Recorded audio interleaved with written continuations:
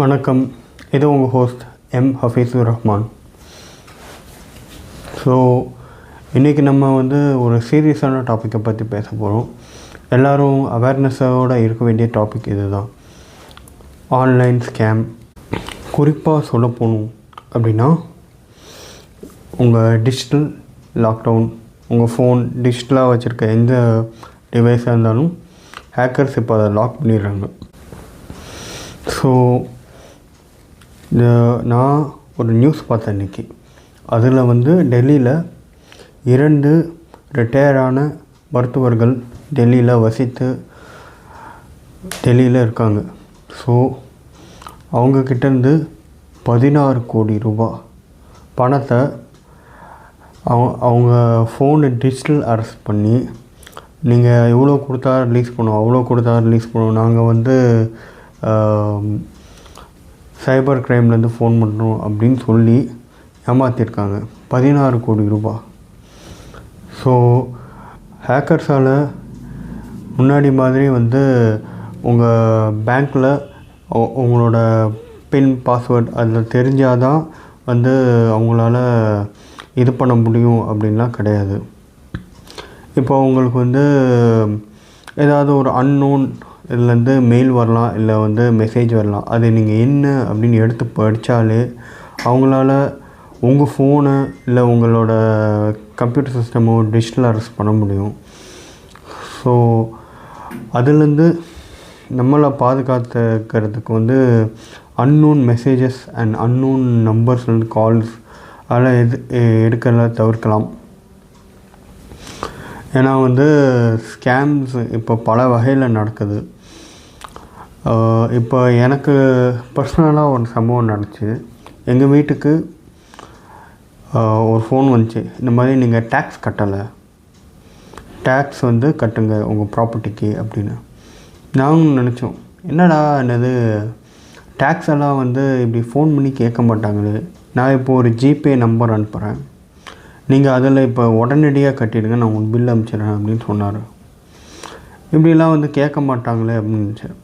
So எங்கள் வீட்டில் நடவடிக்கை எடுக்கிறதுக்கு முன்னாடி நாங்கள் டேக்ஸ் ஆஃபீஸோடு செக் பண்ணிக்கிட்டோம். இந்த நம்பர், இந்த ஜிபே அவங்க கொடுத்த நம்பர், அதுக்கப்புறம் அவர் பேசின நம்பர் இதாக ஆத்தென்டிக்கலாக இருக்கா இல்லையா அப்படின்னு.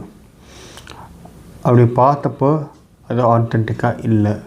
நாங்கள் ஒரு போலீஸ் கம்ப்ளைண்ட் கொடுத்தோம். அந்த நபரை இன்னும் தேடிக்கிட்டு இருக்காங்க. இந்த மாதிரியும் வருவாங்க. ஆனால் இப்போ இதை விட அட்வான்ஸ்டாலாம் பண்ண ஆரம்பிச்சிட்டாங்க. எப்படின்னா, இப்போ உங்களோட ரொம்ப க்ளோஸாக இருக்கிற ரிலேட்டிவ்ஸ் இல்லை உங்கள் லவ்ட் ஒன்ஸோட வாய்ஸை க்ளோன் பண்ணி, நான் இந்த மாதிரி ஒரு பிரச்சனை மாட்டிக்கிட்டேன், அதனால் எனக்கு இந்த மாதிரி பிரச்சனையாக இருக்குது, எனக்கு அவசரமாக பணம் தேவை அப்படின்னு சொல்லி என்னது ஃபோன் பண்ணி இது பண்ணுறாங்க. ஃபோன் பண்ணி இந்த மாதிரி பணத்தை வாங்கிடுறாங்க. ஆனால் அது அவங்க கிடையாது. இப்போ அந்த மாதிரி ஏஐ யூஸ் பண்ணி பயங்கரமாக திருடுறாங்க. ஏன்னா என் ஃப்ரெண்டுக்கும் அவங்க அம்மா ஊர்லே இல்லை, அவங்க வெளியூருக்கு ஏதோ வேலைக்கு போயிருக்காங்க. ஆனால் அவங்க அம்மாவுக்கு ஆக்சிடெண்ட்டுன்னு சொல்லி அவங்க மயக்கமான நிலையில் லைட்டாக பேசுகிற மாதிரி ஃபோன் பண்ணி அவங்கக்கிட்ட ஒரு 30,000 ரூபா அடிக்கப்பட்டது. அது அது அவங்க ஏஐ வாய்ஸ் யூஸ் பண்ணி செஞ்சுருக்காங்க. அவங்களுக்கு தெரிஞ்சவங்க யார் தான் கண்டிப்பாக செஞ்சுருப்பாங்க. ஏன்னா ஏஐ வாய்ஸ் யூஸ் பண்ணால் அவங்களுக்கு கண்டிப்பாக அந்த ஒரிஜினல் வாய்ஸோட சவுண்ட் இருக்கணும். அவங்க யாரோ இப்படி செஞ்சுருக்காங்க. அதுவும் இன்வெஸ்டிகேட் பார்த்துக்கிட்டுருக்கு. ஆனால் அதுலேயும் கல்பிரட்டுன்னு மாட்டலை. அது கூட பரவாயில்ல. சில பேர் ஸ்கேம் பண்ணணுன்னு உங்கள் கூட ஃப்ரெண்ட்ஷிப் வச்சுப்பாங்க. இந்த நேம் ஆஃப் ஃப்ரெண்ட்ஷிப் ரொம்ப வருஷமாக அவங்ககிட்ட பழகிட்டு இருப்பாங்க. அவங்க ஏதாவது பிஸ்னஸ் ஆரம்பிக்கிறேன் இல்லை இது ஆரம்பிக்கிறேன் அப்படின்னு பணத்தை வாங்கிட்டு கொடுக்கவே மாட்டாங்க. இழுத்தடிச்சிக்கிட்டே இருப்பாங்க. கடைசி வரைக்கும் பணம் கொடுக்க மாட்டாங்க. என் ஃபேமிலியில் ஒருத்தர் இந்த மாதிரி பணத்தை கொடுத்து கடந்த ஒரு 2-3 வருடமாக அவர் பின்னாடியே தான் அலைஞ்சிக்கிட்டு இருக்காரு. அவர் ஃப்ரெண்டுங்கனால அவரால் அழுத்தியும் கேட்க முடியல, என்னது பணத்தையும் வாங்க முடியல. எவ்வளோ போச்சு? 15 லட்ச ரூபா ஹோஹையா. ஸோ ஸோ வந்து இந்த மாதிரி டைப்பாக விதவிதமாக இப்போல்லாம் ஸ்கேம் பண்ண ஆரம்பிச்சிட்டாங்க. டிஜிட்டல் ஸ்கேம் பண்ணுறாங்க, ஃப்ரெண்ட்ஷிப் வச்சு ஸ்கேம் பண்ணுறாங்க, உங்கள் ஃபோன் டிவைசஸில் வந்து டிஜிட்டல் அரெஸ்ட் பண்ணுறாங்க. ஸோ எந்த வகையில் நம்மளை பாதுகாத்து இதாக வச்சுக்க முடியுமோ அந்த வகையில் பாதுகாப்பாக வச்சுக்கணும். ஸோ கவர்மெண்ட் வந்து இதுக்குன்னு சைபர் க்ரைம் வச்சுருக்காங்க.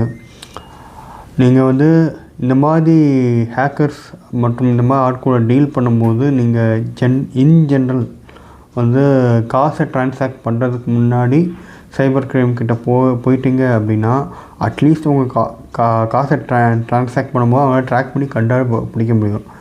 ஸ்கேம் ஆகிட்டோம் அப்படின்னு ரியலைஸ் பண்ணிட்டு அவங்ககிட்ட போனீங்கன்னா கண்டுபிடிக்கப்படக்கூடிய சான்சஸ், அவங்க பிடிப்படக்கூடிய சான்சஸ் வந்து ரொம்ப கம்மி. ஸோ போலீஸ்கிட்ட கம்ப்ளைண்ட் கொடுக்குறது முக்கியம் இல்லை, கரெக்டான நேரத்தில் நீங்கள் பாதிக்கப்படுறதுக்கு முன்னாடி ரியலைஸ் பண்ணி கம்ப்ளைண்ட் கொடுக்கணும். அப்போ தான் உங்களுக்கும் நல்லது, உங்கள் சொத்துக்களுக்கும் நல்லது. இந்த வீடியோ பிடிச்சிருந்தா சப்ஸ்கிரைப் பண்ணுங்கள். என் ஒர்க் ஜெனுவனாக இருந்தால் ஷேர் பண்ணுங்கள். வாய்ஸ் கொஞ்சம் டயர்டாக இருந்தால் முடிச்சிடுங்க. எனக்கு கொஞ்சம் வெளில சுற்றிக்கிட்டு இருந்தேன். தேங்க்யூ.